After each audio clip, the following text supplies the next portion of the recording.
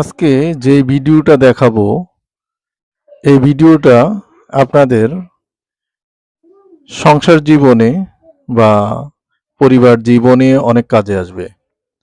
চলুন কথা না বাড়িয়ে ভিডিওটা দেখি। আবার মেয়েদের কয়েকটি হারাম নাম আমাদের সমাজে খুব প্রচলিত। ইসলাম এই নামগুলোকে হারাম করেছে, অথচ এই নামগুলো আমরা খুব আগ্রহ করে রাখার চেষ্টা করি।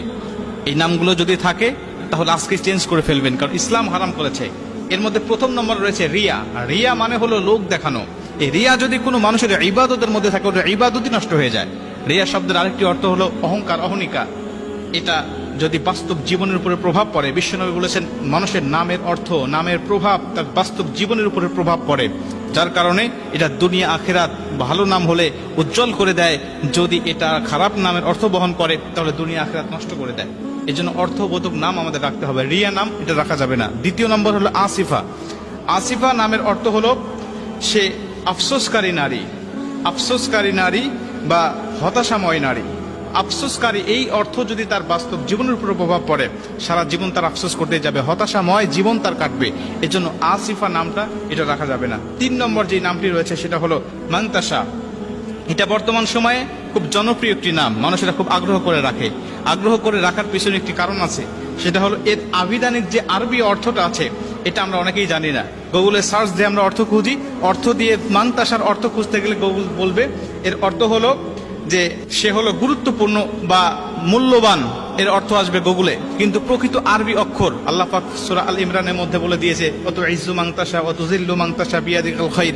এর আবিধানিক আরবি অর্থ হলো, এর অর্থ হলো যে তুমি যা ইচ্ছা তাই করো, তুমি যা ইচ্ছা তাই করো। আল্লাহ পাক বলেন আমি যাকে ইচ্ছা সম্মান দান করি, যাকে ইচ্ছা আমি আল্লাহ পাক বেইজ্জতি দান করি।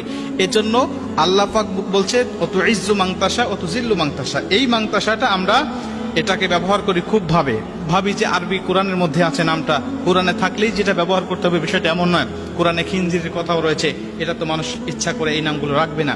অতএব অর্থটা কোনটা হয় এটা আমাদের খেয়াল রাখতে হবে। 4 নম্বরে যেই নামটি রাখতে আমাদের সমাজে দেখা যায় খুব, সেটা হলো মাসুমা। মাসুমা হলো চির নিষ্পাপ বা যার কোনো গুনাহ নেই, চির নিষ্পাপ। এটা কোনো মানুষ হতে পারে না নবীরা ছাড়া, একমাত্র চির নিষ্পাপ যার কোনো গুনাহ নাই একমাত্র নবীরা। মানুষের কম বেশি গুনাহ থাকবে।